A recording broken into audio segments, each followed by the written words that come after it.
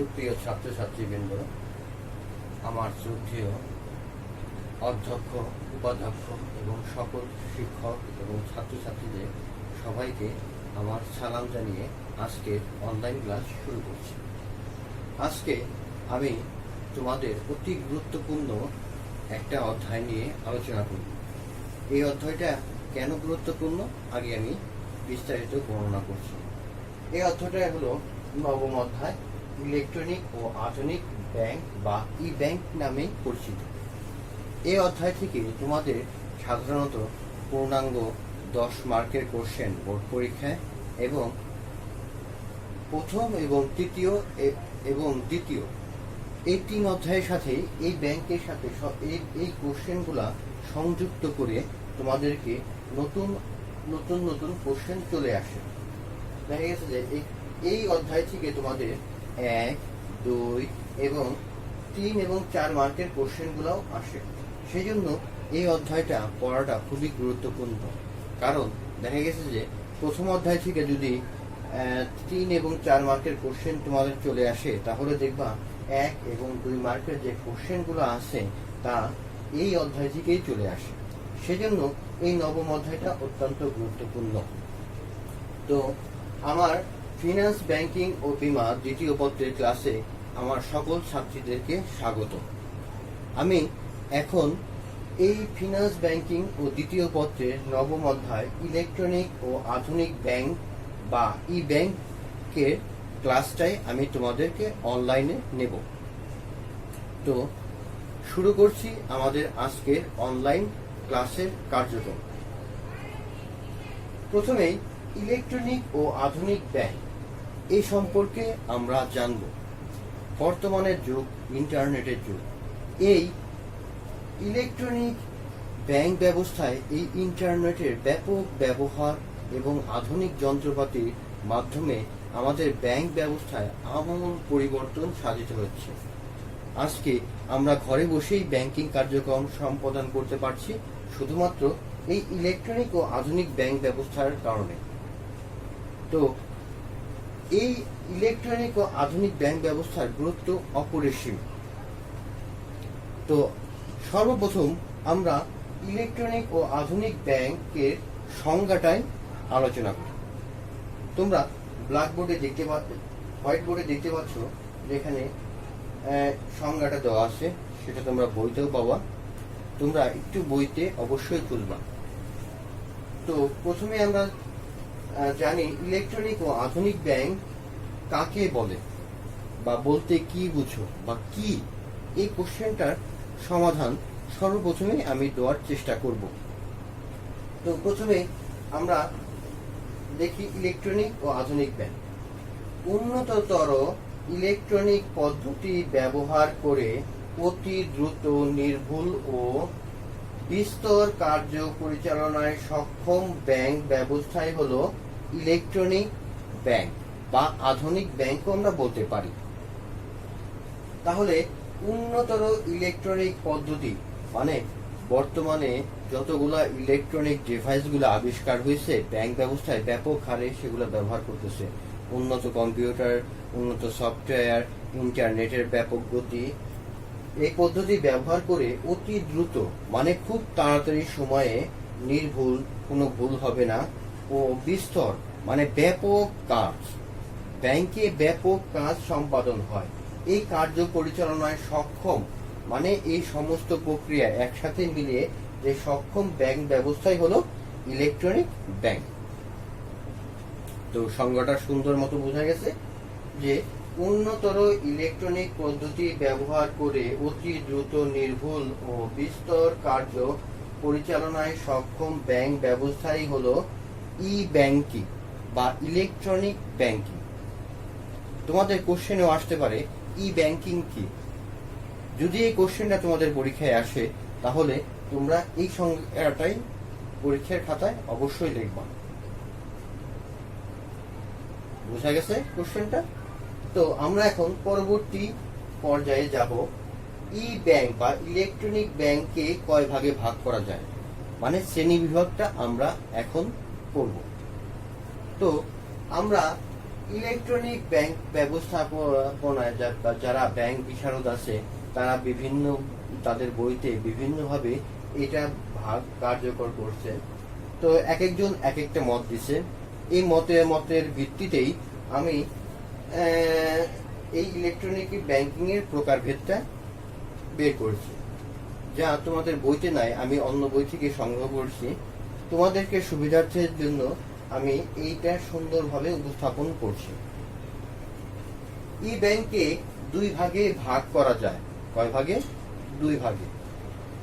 ই ব্যাংকে দুই ভাগে ভাগ করা যায়। এক, ক নাম্বার, অভ্যন্তরীণ ই ব্যাংক। খ, সেবা কাউন্টার ই ব্যাংক। অর্থাৎ ব্যাংক অভ্যন্তরীণ ই ব্যাংক, খ সেবা কাউন্টার ই ব্যাংক। তাহলে দুই ভাগে আমরা পেয়ে গেলাম। এখন আমরা এর বর্ণনা এবং বিস্তারিত করব। এক, অভ্যন্তরীণ ই ব্যাংক। অভ্যন্তরীণ ই ব্যাংক কাকে বলে? ব্যাংক আমরা আগে সংজ্ঞা জেনেছি। ব্যাংকের কর্মকর্তা কর্মচারী বা মালিক পক্ষ যারা আছে তারা যে অভ্যন্তরীণ কাজের জন্য যে কাজগুলা সম্পূর্ণ করে থাকে তাই সাধারণত অভ্যন্তরীণ ই ব্যাংকে কার্যাবলী বলে। এখন এই অভ্যন্তরীণ ই ব্যাংকের ভিতরে কি কি কার্যাবলী সম্পাদন হয় তা আমরা এখন দেখব। এক নাম্বার, স্বয়ংক্রিয় খতিয়ান। 2, নগদ ব্যবস্থাপনা। 3, ব্যবস্থাপনার রিপোর্ট। 4, লেনদেনের প্রকৃতি। 5, স্বয়ংক্রিয় নিকাশ ঘর। 6, তহবিল স্থানান্তর। 7, ইন্টারনেট ও আন্তঃব্যাংকিং। এই 7টা কার্যাবলী সম্পাদন করে। আমি এখন একটু ভেঙে ভেঙে তোমাদেরকে বোঝানোর জন্য আমি এগুলোর সামান্য কিছু বর্ণনা করছি। 1, স্বয়ংক্রিয়ভাবে খতিয়ান। তোমরা খতিয়ান সম্পর্কে অবশ্যই অবগত আছো। ব্যাংক যখন তাদের দিন শেষের কার্যাবলী সম্পাদন শেষ করে তখন তাদের খতিয়ানটা বা বছর শেষে, মাস শেষে বা যখন যা চাবে তখন অটোমেটিকলি কম্পিউটারে ক্লিক করার মাধ্যমে যে কোনো মুহূর্তে তাদের স্বয়ংক্রিয়ভাবে খতিয়ান সম্পাদন হবে। আর তোমরা খতিয়ানের গুরুত্বপূর্ণ সম্পর্কে তোমরা হিসাব বিজ্ঞান বিভাগ বইতে বা তোমাদের হিসাব বিজ্ঞান স্যাররা এর বিস্তারিত গুরুত্ব তুলে ধরেছে। তো যাক, ব্যাংকের স্বয়ংক্রিয়ভাবে খতিয়ানটা অত্যন্ত গুরুত্বপূর্ণ, কারণ ব্যাংকেরও জবাবদিহিতা আছে। 2 নাম্বার, নগদ ব্যবস্থাপনা, যা ক্যাশ ম্যানেজমেন্ট নামে পরিচিত। তোমরা ফিনান্সের আরো প্রথম পত্রের অধ্যায় নগদ ব্যবস্থাপনা সম্পর্কে বিস্তারিত করেছো, হিসাব বিজ্ঞানেও করেছো। তো নগদ ব্যবস্থাপনা হলো যে ব্যাংকের যে দৈনন্দিন কার্যাবলীর যে টাকাগুলা সম্পাদন হয় বা টাকাগুলা সংগ্রহ করে, এই টাকাগুলা কিভাবে কি পরিমাণে এরা লোন দিছে বা কি পরিমাণ টাকা সংগ্রহ করছে তা অনলাইন ব্যাংকিং এর মাধ্যমে বা ই ব্যাংকিং এর মাধ্যমে অতি সহজেই বা অতি দ্রুত পদ্ধতিতে বা অতি সম্পূর্ণ খুব তাড়াতাড়ি ভাবেই ব্যাংক এই সম্পর্কে জানতে পারে। ব্যবস্থাপনার রিপোর্ট। ব্যাংক তার ব্যবস্থাপনার রিপোর্ট অতি দ্রুত চাইলেই তার কম্পিউটার থেকে প্রিন্ট আউট করে নিতে পারে, কারণ এখানে তাদের সমস্ত কিছু ডাটা বা তথ্য বা কর্মীদের তথ্যগুলা সম্পূর্ণ সেভ করা থাকে। তারপরে আছে লেনদেনের প্রকৃতি। ব্যাংকের ম্যানেজার বা ব্যাংকের বড় উদ্যোগস্থ কোনো কর্মকর্তা কোনো ব্রাঞ্চে কি পরিমাণ লেনদেন সংঘটিত হয়েছে তা চাইলেই তিনি অতি এক মুহূর্তেই এই ই ব্যাংকিং এর মাধ্যমে সে জানতে পারে। চাইলেই সে ডেইলি, মান্থলি, 6 মাস পর পর বা বছরে কি পরিমাণ লেনদেন হচ্ছে তা সে প্রতি এক নিমিষেই কম্পিউটার থেকে এই ই ব্যাংকিং এর মাধ্যমে জানতে পারে।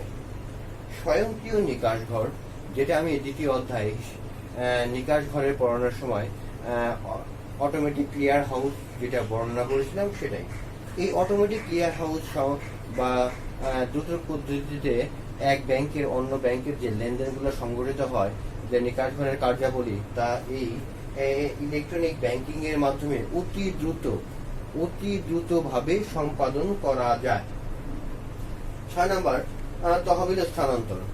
এটা আমি তোমাদের 3য় অধ্যায়ে বিস্তারিত পড়াইছি, যখন ব্যাংকের বাণিজ্যিক ব্যাংকের বৈশিষ্ট্য, যেমন কিভাবে এক ব্রাঞ্চ থেকে অন্য ব্রাঞ্চে অর্থ স্থানান্তর করা যায়, সেটাও আমি বিস্তারিত তোমাদের আলোচনা করেছিলাম।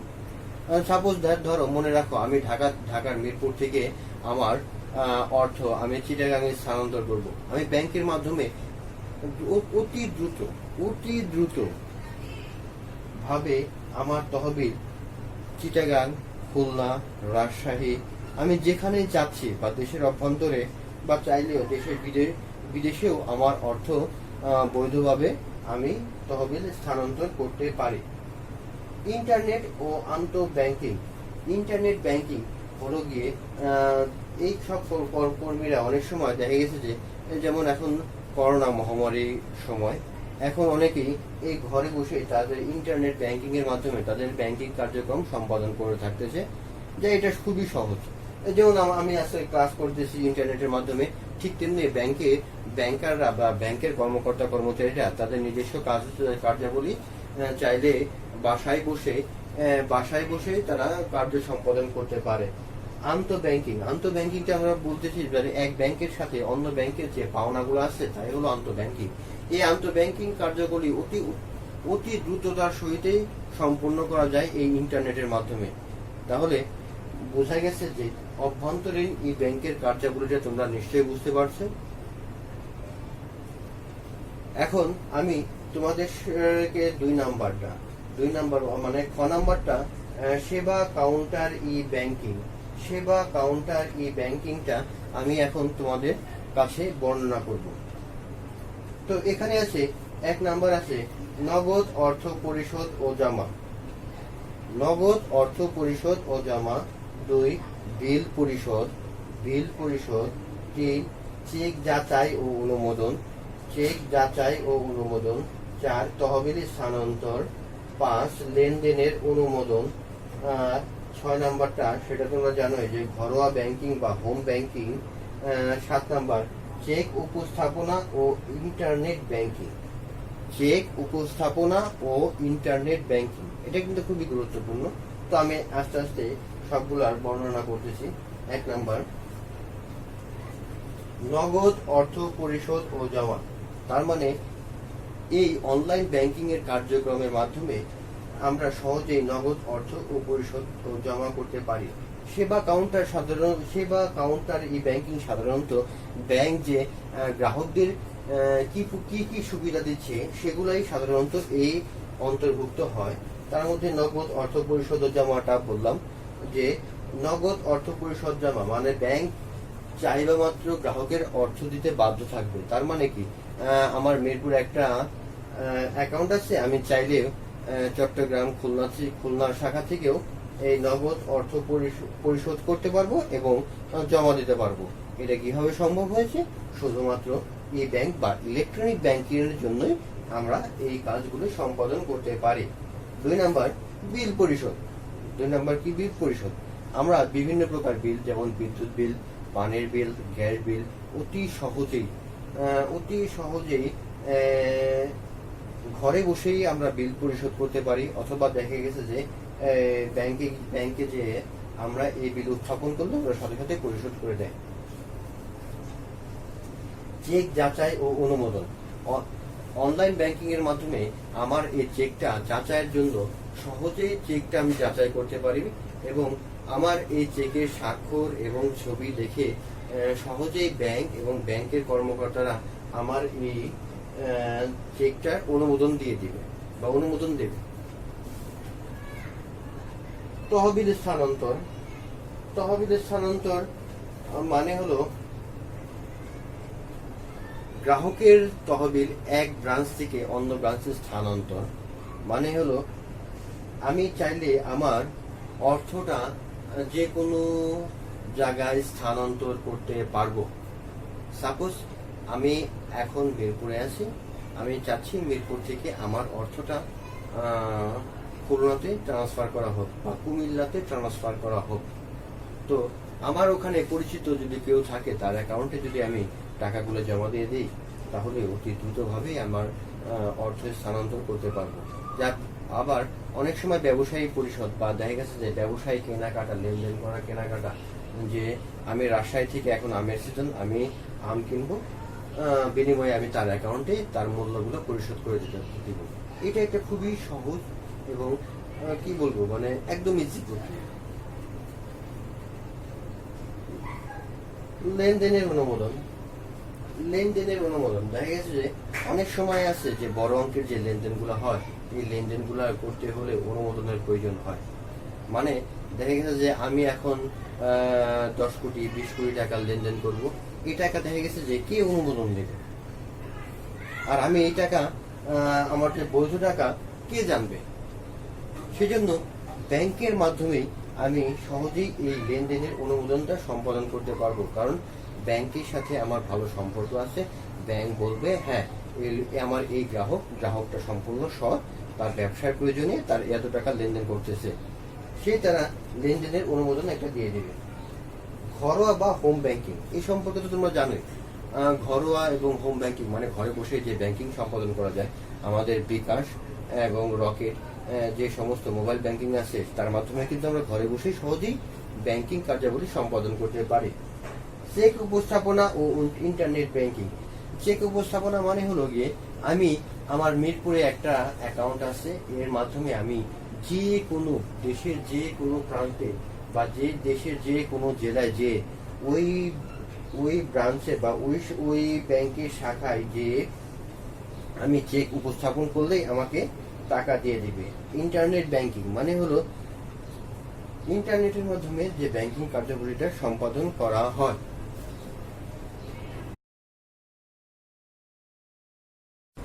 এখন আমরা জানব অনলাইন ব্যাংকিং এর ইতিহাস।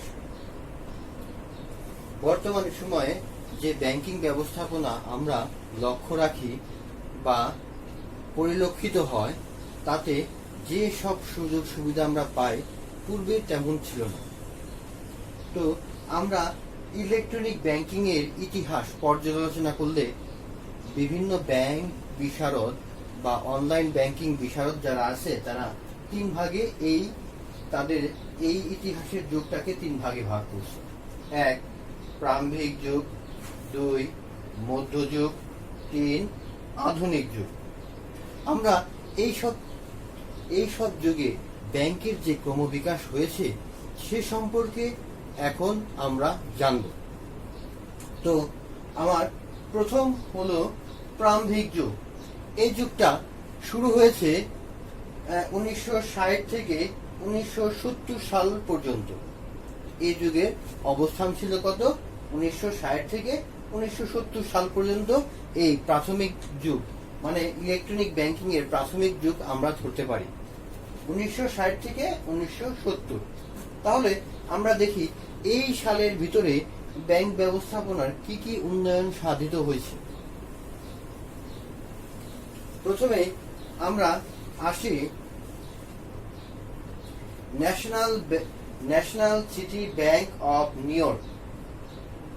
National city bank of new York 1961 সাল। দেখি এই ব্যাংকটা 1961 সালে কি ঘটনা ঘটেছিল। National city bank of new York America, যেটা আমরা যুক্তরাষ্ট্র বলে থাকি, সাধারণত আমেরিকাই নামে আমরা পরিচিত বেশি। তো 1961 সালে সর্বপ্রথম এই ব্যাংকের হাত ধরেই আমাদের অনলাইন ব্যাংকিং এর যাত্রা শুরু হয়। এটা কিন্তু এমসিকিউ কোশ্চেনের জন্য খুবই গুরুত্বপূর্ণ একটা কোশ্চেন। অনলাইন ব্যাংকিং এর national city bank of new York 1961 সালে তাদের আধুনিক বা ই ব্যাংকিং এর যাত্রা শুরু করে। এরপর আমরা আসি 1967 সাল। 1967 সালে বার্কলেজ ব্যাংক 1967 সালে বার্কলেজ ব্যাংক সর্বপ্রথম টাকা উত্তোলন করার যন্ত্র বসায়। মানে অনলাইন ব্যাংকিং এর অগ্রযাত্রা বার্কলেজ ব্যাংকই শুরু করে, যা লন্ডন অথবা যুক্তরাজ্য যেটাকে আমরা লন্ডন নামে চিনি, সে জায়গার ব্যাংক বার্কলেজ ব্যাংক সর্বপ্রথম এই টাকা উত্তোলন করার যন্ত্র ব্যবহার করে। যেহেতু লন্ডনের টাকার মান পাউন্ড, তখন এই যন্ত্রের মাধ্যমে মানে পে স্লিপ একটা ব্যবহার করত। পে স্লিপের মাধ্যমে সেরা সর্বোচ্চ 10 পাউন্ড করে উত্তোলন করতে পারত। কত পাউন্ড? 10 পাউন্ড। এই 10 পাউন্ড করে বার্কলেজ ব্যাংক সর্বপ্রথম এটিএম মেশিনের মতো বা টাকা উত্তোলন করার যন্ত্রটা ব্যবহারের সুযোগ দেয় 1967 সাল। তারপরে 1969 সালে জাপান এবং যুক্তরাষ্ট্র আমেরিকা তারা এই যন্ত্র ব্যবহার করে। তাহলে আমরা প্রারম্ভিক যুগ সম্পর্কে বিস্তারিত জানলাম। তোমাদের বোঝার স্বার্থে আমি এটা স্ক্রিনশট তোমাদের সাথে শেয়ার করব। এখন আমরা প্রারম্ভিক যুগের শেষ হওয়ার পরে এখন আমরা আসি 2 নম্বরে মধ্যযুগ। মধ্যযুগটা শুরু হয়েছে 1971 সাল থেকে 1990 সাল পর্যন্ত। কত সাল? 1971 সাল থেকে 1990 সাল পর্যন্ত এই মধ্যযুগের কার্যক্রম শুরু হয়েছে। তাহলে আমরা এই মধ্যযুগের ব্যাংকের কার্যকলাপ সম্পর্কে একটু জানি। এই মধ্যযুগে ব্যাংকের ব্যাপক প্রসার লাভ করেছে। এখানে অনলাইন ব্যাংকিংটা এখানে ভালো মতো মানে ভিত্তিপ্রস্তর স্থাপিত হয়। লয়েডস ব্যাংক 1972 সাল। লয়েডস ব্যাংক 1972 সাল অনলাইন ব্যাংকিং এর কার্যক্রম শুরু করে। কি bank? Lloyds bank. Lloyds bank সেটা লন্ডন অথবা যুক্তরাজ্যে অবস্থিত। কোথায়? লন্ডন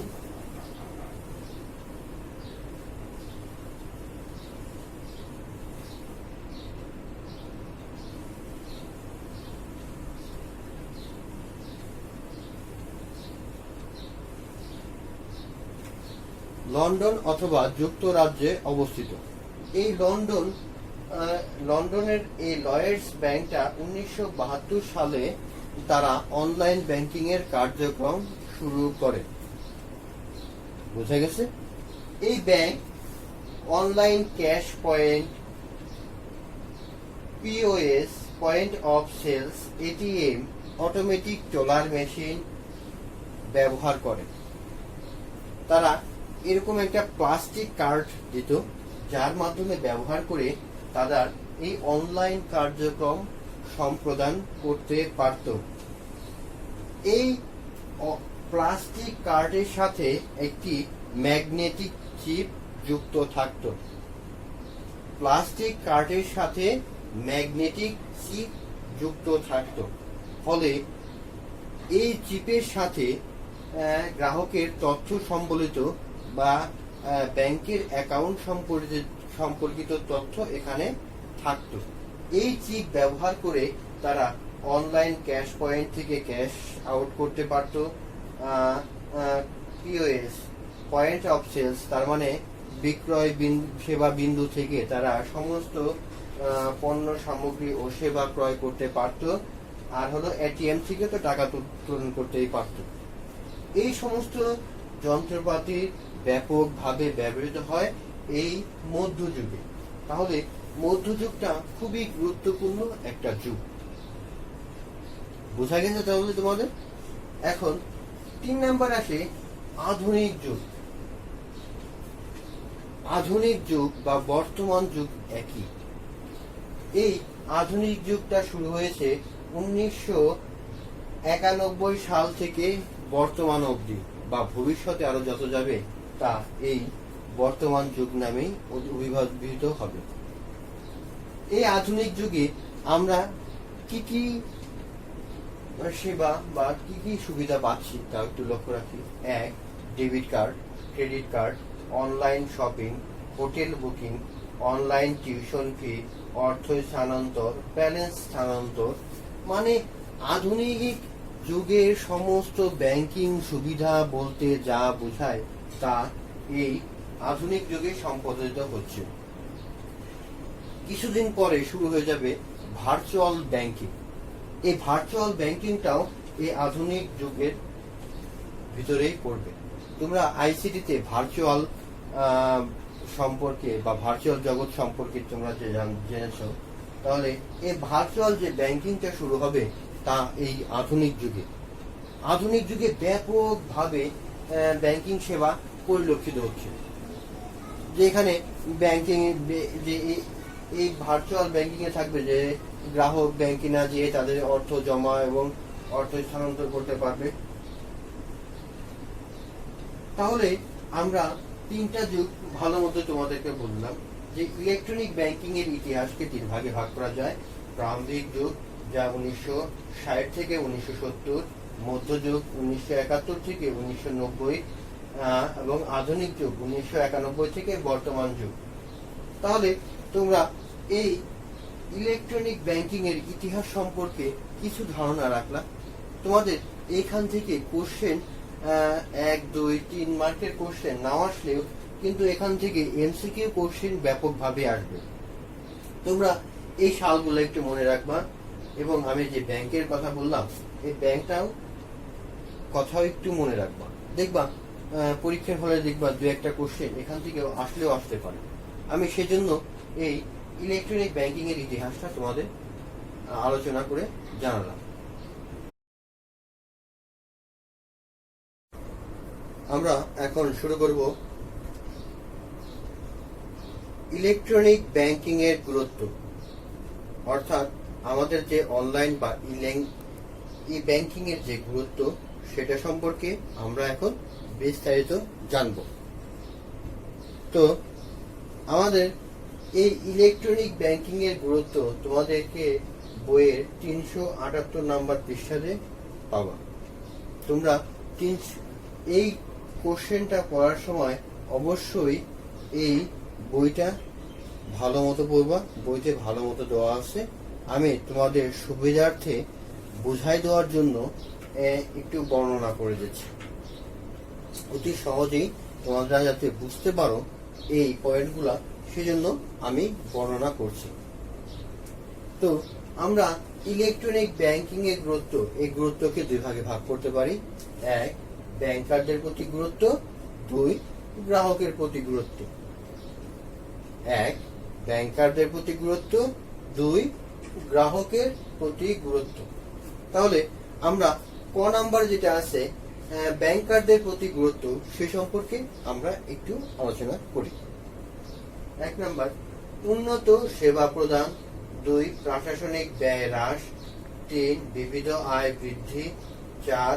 মুনাফার পরিমাণ বৃদ্ধি, 5. প্রতিযোগিতার সামর্থ্য বৃদ্ধি, 6. কাগজ নির্ভরতা হ্রাস, 7. অভ্যন্তরীণ পরিবেশ উন্নয়ন। তাহলে এই সম্পর্কে তো বিস্তারিত এখন আমরা জানব। 1. উন্নত সেবা প্রদান। বর্তমানে ইলেকট্রনিক ব্যাংক ব্যবস্থায় প্রবর্তনের ফলে গ্রাহকদের উন্নত মানের সেবা প্রদানের ব্যাপক সামর্থ্য সঞ্চার করেছে ব্যাংক কর্তৃপক্ষ এবং ব্যাংক কর্মকর্তা কর্মচারীরা। চাইলে এখন এই উন্নত সেবা প্রদানের মাধ্যমে ব্যাংক তাদের সুনাম অর্জন করে থাকে। কারণ যে ব্যাংক গ্রাহককে যত বেশি উন্নত সেবা প্রদান করবে, গ্রাহক তত ব্যাংকের প্রতি সন্তুষ্ট হবে, আর গ্রাহক সন্তুষ্ট মানে ব্যাংকের লাভ। বোঝা গেছে? কারণ একজন গ্রাহকই আর একজন গ্রাহকের কাছে বলতে পারে যে এই ব্যাংকটা ভালো, তোমরা এই ব্যাংকে যে অ্যাকাউন্ট করো, এই ব্যাংকের সাথে লেনদেন করো। এটা কিভাবে সম্ভব? যদি ব্যাংক তার গ্রাহককে উন্নত সেবা প্রদান করে। আর যদি সেবা উন্নত প্রদান না করে, তাহলে ব্যাংক অবশ্যই ভালোভাবে চলতে পারবে না এবং মুনাফা অর্জন করতে পারবে না। তাই উন্নত সেবা প্রদান করা প্রত্যেকটা ব্যাংকেরই কর্তব্য। 2, প্রশাসনিক ব্যয় হ্রাস। আগে ব্যাংকে 10 জনের কাজ বইতে লেখার মাধ্যমে, লেজারে লেখার মাধ্যমে সম্পাদন করা হতো, কিন্তু সেই সকল কাজ এখন একজন ব্যক্তি কম্পিউটারে বসে অতি সহজেই সম্পাদন করতে পারছে। তাতে কি হচ্ছে? এই প্রশাসনিক ব্যয়টা হ্রাস হচ্ছে। আগে যে কাজ করার জন্য ব্যাংকের 10 জন কর্মকর্তা কর্মচারী লাগতো, এখন ওই সকল কাজ করার জন্য একজন লোক বা 2 জন লোকই যথেষ্ট। বিবিধ আয় বৃদ্ধি। ব্যাংক তার বিভিন্ন প্রকার আয় বৃদ্ধি করেছে। কিভাবে বৃদ্ধি করেছে তোমরা একটু জানো? Debit card, credit card, ATM card, home banking, তারপরে বিকাশ, রকেট প্রভৃতি ব্যাংকিং ব্যবসা বা ব্যাংকিং সম্প্রসারণ করা, ব্যাংকিং কার্যকলাপ সম্প্রসারণ করার ফলে তাদেরকে এই সব সার্ভিস থেকে ব্যাপক পরিমাণ চার্জ গ্রহণ করে। ফলে ব্যাংকের আয় বৃদ্ধি পায়। আয় বৃদ্ধি পেলে ব্যাংকের মুনাফাও বৃদ্ধি পাবে। মুনাফার পরিমাণ বৃদ্ধি। এই যে বিভিন্ন প্রকার সেবা প্রদান করার ফলে ব্যাংকের মুনাফা ব্যাপক হারে বৃদ্ধি পাচ্ছে। ফলে ব্যাংকে যারা চাকরি করে তাদেরকে বোনাস দিতেছে, উন্নত মানের বেতন দিচ্ছে। তোমরা যখন ব্যাংকে চাকরি করবা তখন এ সম্পর্কে আরো বিস্তারিত জানতে পারবে। তাহলে মুনাফার পরিমাণ বৃদ্ধি পেলে ব্যাংকের সুনামও বৃদ্ধি পাবে, মালিক সন্তুষ্ট থাকবে, কর্মচারী সন্তুষ্ট থাকবে এবং গ্রাহকরাও সন্তুষ্ট হবে। প্রতিযোগিতার সামর্থ্য বৃদ্ধি। প্রত্যেকটা ব্যাংকের প্রতিযোগিতার সামর্থ্য বৃদ্ধি করা অত্যন্ত গুরুত্বপূর্ণ। কারণ প্রতিযোগিতা যদি ব্যাংকে না থাকে তাহলে কখনোই ব্যাংক ব্যবসায় টিকে থাকতে পারবে না। আর তাই প্রতিযোগিতা করা অত্যন্ত গুরুত্বপূর্ণ। যে ব্যাংক প্রতিযোগিতা করে এই মার্কেটে টিকে থাকবে তার তত সুনাম হবে, তার তত মুনাফা হবে, তার অন্যান্য দিকেও উন্নয়ন সাধিত হবে।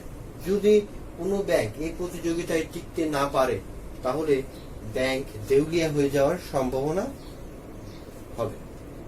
তাহলে প্রতিযোগিতা টিকে থাকা একটা খুবই গুরুত্বপূর্ণ বিষয়। কাগজ নির্ভরতা হ্রাস। একসময় ব্যাংকে গেলে তাদের লেজার বই, বিভিন্ন প্রকার ভাউচার এগুলা সংরক্ষণ করে রাখতো। দেখা গেছে যে ব্যাংকের কোন এক স্থানে কাগজের বড় বড় স্তূপগুলো লক্ষ্য করা যেত। কেন লক্ষ্য করা যেত? কারণ তার এইসব ব্যাংকগুলা ছিল কাগজে নির্ভর বা বিভিন্ন প্রকার লেজার, বড় বড় লেজার এরা সম্পাদন করত। কিন্তু বর্তমানে কম্পিউটার হওয়ার ফলে এই লেজার সম্পাদন করতে হয় না। একজন মানুষ তার কম্পিউটারে সমস্ত ডাটাগুলা সংরক্ষণ রাখতে পারে। এখানে গ্রাহকের তথ্য, তারপরে আছে হিসাব নিকাশ বা বিভিন্ন প্রকার তথ্যগুলা এই কম্পিউটারে রাখা যায়। অভ্যন্তরীণ পরিবেশ উন্নয়ন। অভ্যন্তরীণ মানে ব্যাংকের ভিতরের পরিবেশ। তোমরা যদি কোনো প্রাইভেট ব্যাংকে যাও দেখবা পরিবেশ ব্যাপক উন্নয়ন।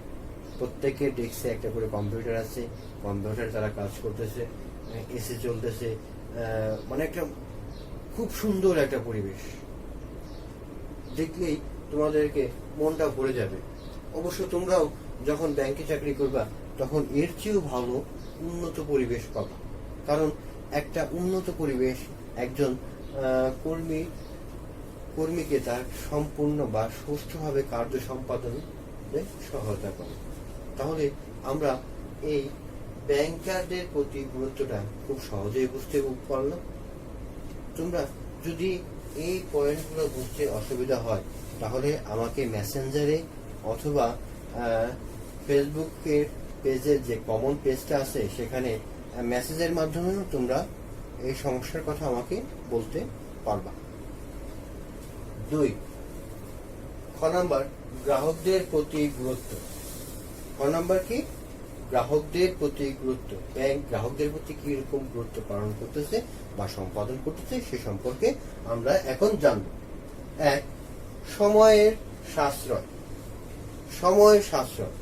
আগে এক সময় ব্যাংকে গেলে দেখা গেছে যে চেক নিয়ে ব্যাংকে যাওয়ার পর চেকটা বিভিন্ন কর্মকর্তা টেবিলে যাতায়াত করতে করতে প্রায় 1 ঘন্টা সময় লেগে যেত। কিন্তু বর্তমান সময় কি তাই?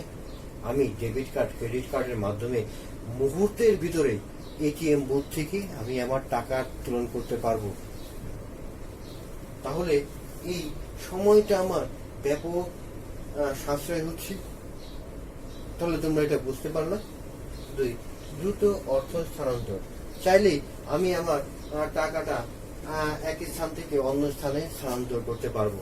সাপোজ মনে করো আমার বাসা মিরপুর, আমার ভাইয়ের বাসা খুলনা বা আমার বোনের বাসা চিটাগাং, তাদের কাছে আমি টাকা পাঠাবো। কিভাবে পাঠাবো? এই করোনা মহামারী দুর্যোগের সময় তাদের কাছে যে টাকা দিয়ে আসা এটা কিন্তু সম্ভব না। তাহলে আমি এই অনলাইন ব্যাংকিং ব্যবহার করে অতি দ্রুতভাবে অর্থ স্থানান্তর করতে পারবো। আমি আমার চাইলেই আমার মিরপুর থেকে আমার ভাইয়ের অ্যাকাউন্টে আমি টাকা পাঠাতে পারবো বা আমার বোনের চিটাগাঙে থাকে তার অ্যাকাউন্টেও আমি টাকা পাঠাতে পারবো। দ্রুত তথ্য প্রাপ্তি। দ্রুত তথ্য প্রাপ্তি তার মানে কি? আমি আমার ব্যাংকের তথ্যগুলা, ইনফরমেশনগুলা খুব সহজেই ঘরে বসেই পেয়ে যেতে যাব। ঘরে বসেই আমি আমার তথ্যগুলো পেয়ে যাব। আমি মোবাইলের মাধ্যমে, SMS এর মাধ্যমে আমার ব্যাংকের কত টাকা জমা আছে, কি পরিমাণ লেনদেন বা বিগত 6 মাসে কি পরিমাণ লেনদেন করছি তা এই মোবাইলে অ্যাপস এর মাধ্যমেই আমি ঘরে বসে আমার লেনদেনগুলো অতি দ্রুতভাবেই দেখতে পারবো। তার মানে কি? আমি আমার তথ্যগুলো দ্রুতই পেয়ে যাচ্ছি। এই সুবিধা দিচ্ছে কি ব্যাংক। এটা কিভাবে সম্ভব হয়েছে? এই ইলেকট্রনিক ব্যাংকের কারণে এটা সম্ভব হয়েছে। নির্ভুল লেনদেন। এখানে ব্যাংকিং এ লেনদেন করার সময় কোনো ভুল ভুলেই চলে। কারণ আমার অ্যাকাউন্টে যদি কখনো কোনো এক ডিজিট বা কোনো এক সংখ্যা হেরফের হয় তাহলে ব্যাংক কর্মকর্তা আমাকে বলে দেবে যে আপনার অ্যাকাউন্ট নাম্বারটা ভুল হয়েছে, আপনি সংশোধন করে নেন। এখানে কারণ ব্যাংক কর্মকর্তা আমার ছবি, আমার স্বাক্ষর, আমার হিসাব নম্বর সমস্ত তার কম্পিউটারে ভেসে উঠবে। আমি যখন ব্যাংকে লেনদেন করতে যাব বা তোমরা যখন লেনদেন করতে যাবো ব্যাংকে, দেখবা তোমার ছবি, তোমার স্বাক্ষর, তোমার লেনদেনের প্রকৃতি সমস্ত কিছু তথ্য তাদের কাছে থাকবে। এখানে ভুল হওয়ার অবকাশ নাই বললেই চলে। সেই জন্য এই নির্ভুল লেনদেন অতি দ্রুতই সম্ভব হচ্ছে। বিভিন্নমুখী সেবা প্রদান। এটা একটা খুবই কমন বিষয়। ব্যাংক বর্তমানে বিভিন্নমুখী বা বিভিন্ন প্রকার সেবা গ্রাহকদের প্রদান করতেছে। কি কি প্রদান করতেছে? ATM card, debit card, credit card, তারপর আছে বিকাশ, রকেট, হোম ব্যাংকিং। মানে চাইলেই ব্যাংকিং এর বিভিন্ন প্রকার বিল দ্বারা সংগ্রহ করতেছে। মানে বিভিন্ন প্রকার সেবা এরা দিতেছে। এর বিনিময়ে কি করতেছে? এরা নির্দিষ্ট পরিমাণ একটা চার্জ কেটে নিচ্ছে। তার মানে সেবা প্রদানের মাধ্যমে এদের কিন্তু লাভ হচ্ছে ব্যাপক। তাহলে কি আমাকে আমার ডেবিট কার্ড দিলে আমার উপকার হলো, ক্রেডিট কার্ডের উপকার হলো, এটিএম কার্ডের উপকার হলো, আমার বাড়ির গ্যাসের বিল বা পানির বিল নিচ্ছি সেটা কিন্তু আমাদের উপকার করতে। এটাই হলো বিভিন্ন প্রকার বা বিভিন্নমুখী সেবা প্রদান।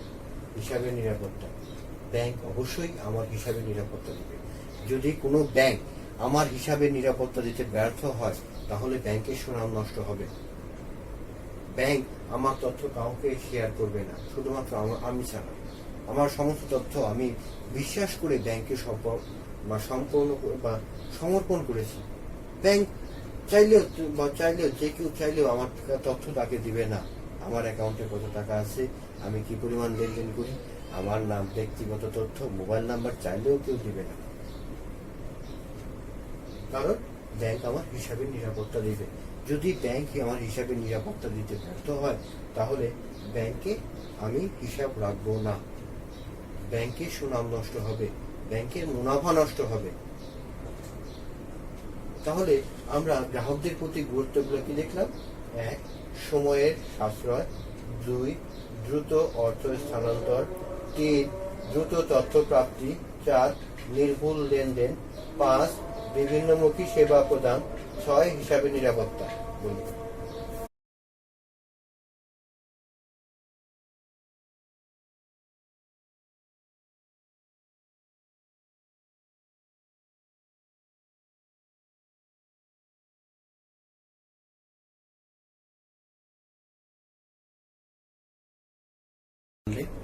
তোমরা বাসায় অবশ্যই পড়বা, পড়ার পর বুঝবা। যদি কোনো সমস্যা থাকে তাহলে অবশ্যই আমাকে মেসেঞ্জারে অথবা মেসেজ বক্সে বা ইনবক্সেও করতে পারো, অথবা কমেন্টসের মাধ্যমেও তোমরা তোমাদের সমস্যাগুলো তুলে ধরতে পারো। তো আজকের মতো আমি আমার বক্তব্য এখানেই শেষ করতে যাচ্ছি। আমার পরবর্তী ক্লাসে, পরবর্তী লেকচারে আমার পরবর্তী যে ইলেকট্রনিক ব্যাংক সম্পর্কে যে উপাত্তগুলো আছে সেগুলো নিয়ে আমি আলোচনা করব। তো আমি আমার আজকের বক্তব্য শেষ করার আগে সকল ছাত্রছাত্রীদেরকে আমার অন্তিম শুভেচ্ছা জানাচ্ছি। এই করোনা মহামারীর সময় তোমরা ঘরে থাকো, ভালো থাকো, সুস্থ থাকো। এবং আমি আন্তরিকভাবে ধন্যবাদ জানাচ্ছি আমাদের প্রিয়, অত্যন্ত প্রিয় প্রিন্সিপাল মহোদয় এবং উপাধ্যক্ষ মহোদয় এবং এই অনলাইন ক্লাসের সাথে যুক্ত সমস্ত শিক্ষক মণ্ডলী। তাদেরকে আন্তরিক ধন্যবাদ দিয়ে আমি আমার আজকের মতোই এখানেই ক্লাস শেষ করতেছি। সবাই সুস্থ থাকুন, ভালো থাকুন। আজকের মতো এখানেই বিদায়। আল্লাহ হাফেজ।